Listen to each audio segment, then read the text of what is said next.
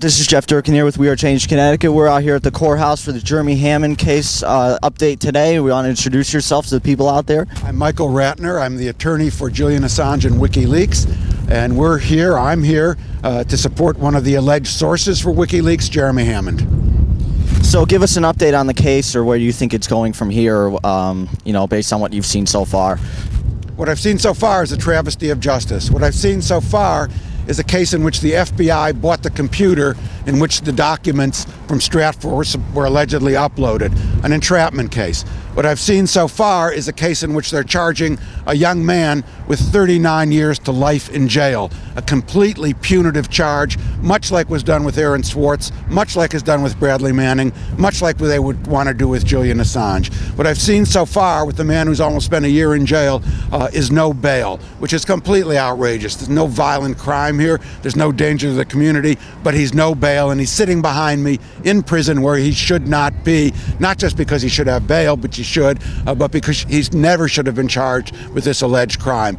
And today we're here because there's a motion to disqualify the judge. It's remarkable. You would think in a civilized, sane, democratic society that a judge whose husband's email was exposed through the hack of Stratford, her husband's email, who was a major partner in a law firm that represents people and represents corporations whose emails were hacked through the Stratford hack, you would think that that judge would have to disqualify herself from the case. Let's hope that she has some sense today and does that, and at least gives this case the appearance of fairness in the judge. Right now it doesn't have that. So I'm hopeful today, but of course we've seen the incredible suppression of the rights of Jeremy Hammond already. Let's hope it doesn't continue.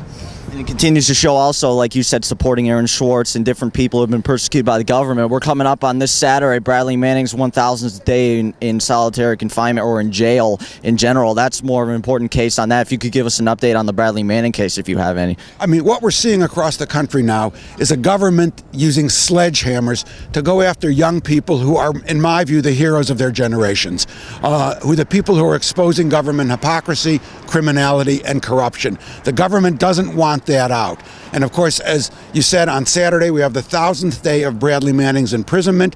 He's at Fort Meade right now. It'll be the longest, it already is the longest military pretrial jailing ever in the history of the United States. He's facing life imprisonment on what could even be a death penalty case. He's the person, the young Army private who allegedly uploaded the Iraq war logs, the Afghan war logs, the collateral murder video, and thousands of other documents. They really want to get him. They're just going forward like a machine to try and crush Bradley Manning and crush anyone who would expose government corruption and criminality. And it does fit a pattern. Aaron Swartz committed suicide because the government went after him, again charging him with 13 felonies, could do over 30 years in prison on a case that should have never even been in court. And there you see the damage that this government is doing. When we talk about damage, it's not the quote damage that the government claims. What these young people are doing is exposing secrecy and corruption. The damage here is from our government, which wants to continue doing crimes, continue its involvement with corruption, and continue its hypocrisy, and continue a pattern really that will not make our country democratic, that does not lead to transparency and democracy. That's what you need to be able to decide how your country is to be governed. If you can't get that, you're nowhere. That's why I personally, the Center for Constitutional Rights, and other people who understand what's going on support truth tellers like Jeremy Hammond, Bradley Manning, Aaron Swartz, and Julian Assange.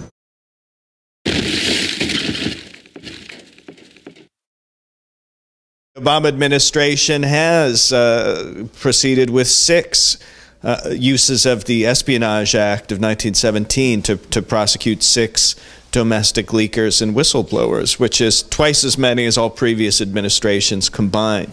Unchecked doesn't limit itself. That's the nature of executive power. Ideally, you don't build an architecture for government based on virtue is important in the people,